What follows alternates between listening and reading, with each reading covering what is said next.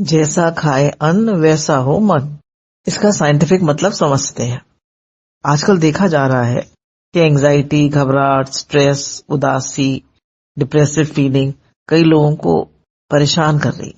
इसका बहुत बड़ा कारण हम नहीं जानते, वह है हमारा डाइजेस्टिव सिस्टम, जिसमें हमारा पेट, छोटी आंत और बड़ी आंत आते हैं। अब आंतों में गुड और बैड बैक्टीरिया होता है।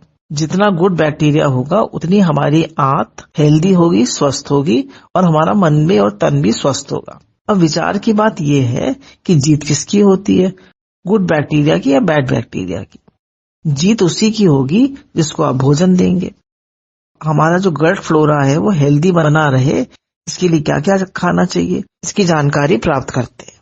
सबसे पहले हमें रिफाइंड शुगर्स को अवॉइड करना चाहिए, जैसे सफेद चीनी, बिस्किट्स, जितने भी बिस्किट्स हैं, बिस्किट वगैरह मत खाइए। जब आपको भूख लगे मखाने खा लीजिए, भून के रख लीजिए, मुरमुरे खा लीजिए, चने खा लीजिए। बिस्किट्स ज्यादा मन करे तो मैरी बिस्किट खा लीजिए, और बिस्किट्स अवॉइड कर लीजिए। और जितने भी शुगर फ्री आइटम होते हैं उसमें लिखा रहता है शुगर फ्री, पर उसमें शुगर किसी न किसी नाम से डाल दी जाती है, जैसे स्पार्टीन, सैकरीन, स्टीविया, सुक्रोलोज, इन सब नामों से शुगर डाल दी जाती है। जितने भी कार्बोनेटेड कोल्ड ड्रिंक्स होते हैं और केक, पेस्ट्री, बेकरी आइटम्स होते हैं, इन सब में भी खूब शुगर होती है। तो ये सब चीजें भी अवॉइड करनी चाहिए। अगर हम ये सब नहीं खाते चीनी, तो अच्छी शुगर हमें किसमें मिलती है? अच्छी शुगर हमें मिलती है खजूर, गुड़, शक्कर, हनी, शहद, अंजीर, मुनक्का। ये सब हमारी अच्छी शुगर, इनको ज्यादा मात्रा में खाएं। हमको रिफाइंड फूड स्टफ जैसे कि मैदा से बनी चीजें, bread, cakes, pastries, burgers, pizza, pasta, इसमें अनहेल्दी कार्ब्स होते हैं, जिससे खाने में बैड बैक्टीरिया को बहुत मजा आता है। जब हम पिज्जा खाते हैं, हम कहते हैं पिज्जा खाने का मन कर रहा है, पेस्ट्री खाने का मन कर रहा है, पास्ता खाने का मन कर रहा है, तो बैड बैक्टीरिया मांग रहा है उनको, और इनकी कॉलोनी उसमें ग्रो करती है। इसकी जगह क्या खाएं? होल ग्रेन्स खाएं, जैसे वीट, ओट्स, रागी, ज्वार, बाजरा, मक्का।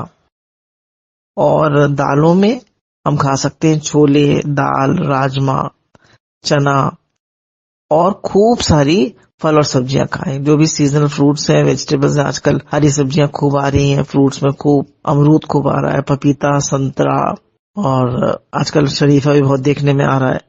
काफी सारी चीजें आ रही हैं, तो वो सब खाइए, उससे हमारी आंत को ताकत मिलती है। अगर हम छोटी आंत तक हमारा खाना ज्यादातर पच जाता है, और अगर हमारी खाना जो है, हमारी डाइट में फाइबर नहीं है, हर मील में फाइबर होना चाहिए, सुबह नाश्ते में भी और लंच में भी और डिनर में भी। फाइबर हमें कहाँ से मिलेगा?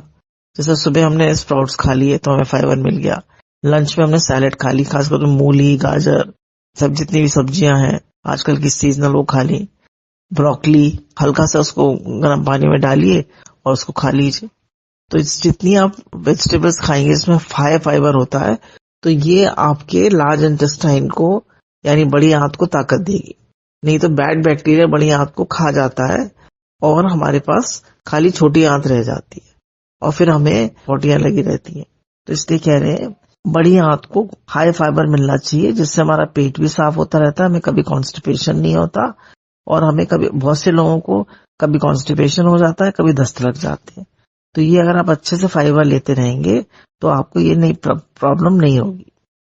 तो यानी high carbohydrate diet, high refined items gut flora को डिस्टर्ब करते हैं, बैड बैक्टीरिया की ग्रोथ करते हैं, जिसकी वजह से व्यक्ति को गैस, ब्लोटिंग, एसिडिटी, डकारें, खट्टा पानी ऊपर को आना, लूज मोशंस, आंतों में सूजन जैसी प्रॉब्लम्स हो जाती है। इसलिए हर मील में फाइबर खाइए, और होल ग्रेन सीरियल्स खाइए, और नेचुरल शुगर्स पे डिपेंडेंट रहिए। रिफाइंड चीजों को अवॉइड करिए। हमारे संत लोग कहते हैं पेट खराब तो मन खराब, पेट स्वस्थ तो मन चुस्त।